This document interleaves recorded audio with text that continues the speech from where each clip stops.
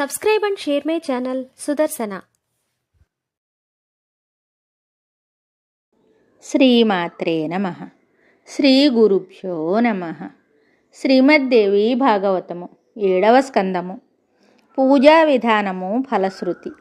శ్రీదేవి చెప్తోంది, హిమాలయ ప్రాతకాలమున లేచి తన శిరస్సునందలి బ్రహ్మరంధ్రము మీద స్వచ్ఛమైన సహస్రదళ కమలమును స్మరించాలి. ఈ కమలము కర్పూరముతో సమానమైన దివ్య శ్వేతవర్ణము కలది. ఇహలోకపు నా గురుదేవుడు వివిధములైన ఆభూషణములను ధరించి ఆ కమలాసనమున విరాజమానుడై ఉన్నాడు. మహానుభావుడైన అతని ముఖము మిగుల ప్రసన్నమై ఉన్నది. సకల శక్తుల చేత శోభలొలుకుచున్నాడు అని ధ్యానించవలెను. ధ్యానము తరువాత ప్రణామం చేసి పండితులు కుండలినియందు దేవిని ధ్యానించవలెను. ఈ దేవియే ప్రథమ ప్రయాణమునందు అనగా బ్రహ్మరంధ్రమును చేరున్నప్పుడు చైతన్యకాంతులు విరజిమ్ముచుండును. తరువాత కుండలినియందు ప్రవేశించి ఈమె అమృత స్వరూపిణి అగును. క్రిందికి దిగునప్పుడు సుషుమ్నా మార్గమున సంచరించుచు ఈమె పరమ దివ్య శక్తిగా ఒక అబలయైన స్త్రీ రూపమున దర్శనమొసగుచున్నది. ఈ దేవి రూపము పరమ ఆనందమయము. అట్టి దేవిని నేను శరణుజొచ్చుచున్నాను అని ధ్యానము చేయవలెను. రాజా, ఇట్లు ధ్యానించిన తరువాత కుండలిని జ్వాలా మధ్యమున వెలుగొందుచున్న దేవిని నన్నే ధ్యానించవలెను. ఈ పనులన్నీయు సంధ్యావందనము తరువాతనే చేయవలెను. దీని తరువాత శ్రేష్టమైన ద్విజుడు నన్ను ప్రసన్నురాలిని చేసుకొనుటకు అగ్నిహోత్రము చేయవలెను.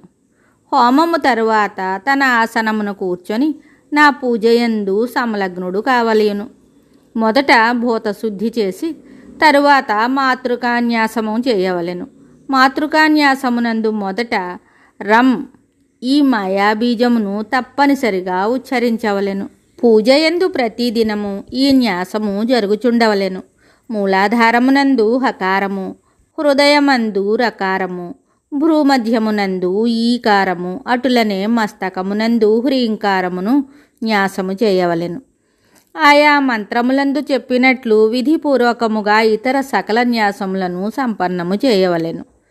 నా ఈ శరీరమునందే ఒక దివ్యపీఠమున్నది. ధర్మము మొదలగునవన్నీయును మూర్తిమంతములై నా యందు విరాజమానములై ఉన్నవి అని కల్పన చేయవలెను. దాని తరువాత విజ్ఞులైన పురుషులు ప్రాణాయామ ప్రభావమున నా హృదయ కమలము వికసించినది. ఇది ఒక పంచప్రేతాసనము. ఈ దివ్యాసనమున మహాదేవి విరాజమానయ్యి ఉన్నది అని ధ్యానము చేయవలెను. హిమాలయ బ్రహ్మ, విష్ణువు, రుద్రుడు, ఈశ్వరుడు, సదాశివుడు ఈ 5 దేవతలు పంచమహాప్రేతములని చెప్పబడుదురు. నా పాదమూలమునందు వీరు నివసించెదరు. అనగా నా మంచమునకు వీరు 4 కోళ్ళు పాదములు, 1 ఫలకము. వీరు పృథివీ, జలము, తేజస్సు, వాయువు, ఆకాశము పంచభూతములతోనూ జాగ్రత్త, స్వప్న, సుషుప్తి, తురీయ, అపీత అను పంచావస్థలతోనూ కూడి ఉంటారు. వీరు వ్యవస్థాపకులు అనబడుదురు. నా చిన్మయ రూపము అవ్యక్తము. నేను అవస్థలన్నింటికి అతీతము. వీరైదుగురును నాకు ఆసనములై ఉందురని శక్తితంత్రములు చెప్పుచున్నవి. ఇట్లు నిరంతరము ధ్యానం చేస్తూ మానసిక భోగ సామగ్రులతో నన్ను పూజించి జపించవలెను. తరువాత శ్రీదేవినగు నాకు జపం సమర్పించి అర్ఘ్యమునిచ్చుటకు ఏర్పాటు చేయవలెను. మొట్టమొదట సకల పూజాపాత్రలను ఎదుట నుంచుకొనవలెను. పూజకు ఉపయోగపడు వస్తువులను అస్త్రమంత్రము అనగా ఓం ఫట్ ఈ మంత్రమునుచ్చరించి శుద్ధి చేయవలెను. దిగ్బంధము కూడా ఈ మంత్రముతోనే చేయవలెను. ఈ పనులన్నీయు సమాప్తములైన తోడనే గురుదేవునకు ప్రణామము గావించవలెను. తరువాత నా ఆదేశానుసారము బ్రహ్మపూజకు ఏర్పాటు చేసుకొనవలెను. రాజా, నా దివ్య మనోహరమూర్తి సాధకుని హృదయమునందు నిలిచి ఉన్నది. దానిని బ్రహ్మపీఠమునందు ఆవాహనము చేయవలెను. తరువాత వేదమంత్రములతో ప్రాణప్రతిష్ఠ చేయవలెను.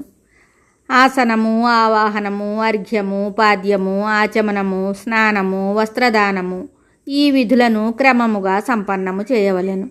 2 వస్త్రములను సమర్పించవలెను. ఆభరణములతో మూర్తిని అలంకరించవలెను.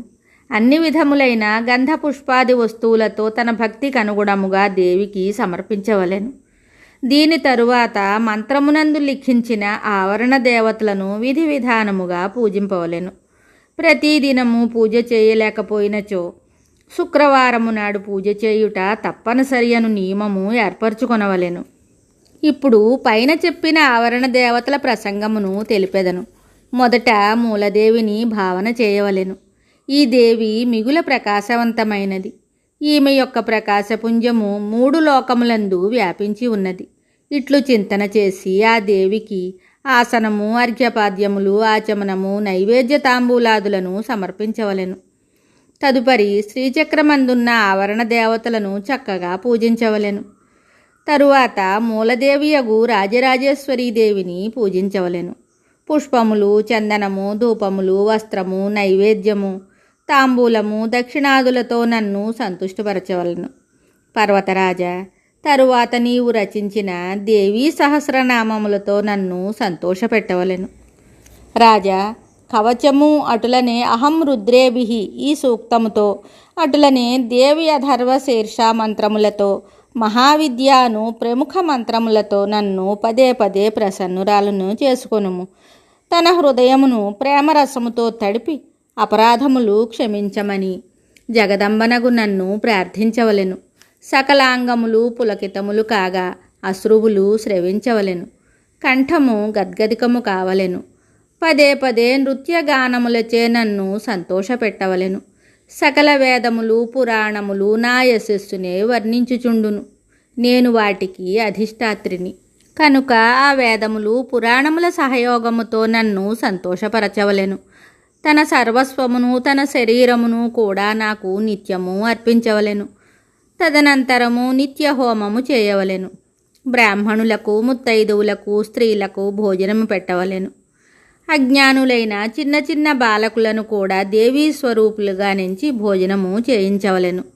నమస్కారము చేసి క్రమముగా తన హృదయమునందు ఆవాహనాదులు చేసిన దేవతలనందరినీ అదే క్రమముతో విసర్జన చేయవలెను. మిగతా కథ తరువాయి భాగంలో తెలుసుకుందాము. శుభం. Subscribe and share my channel Sudarsana.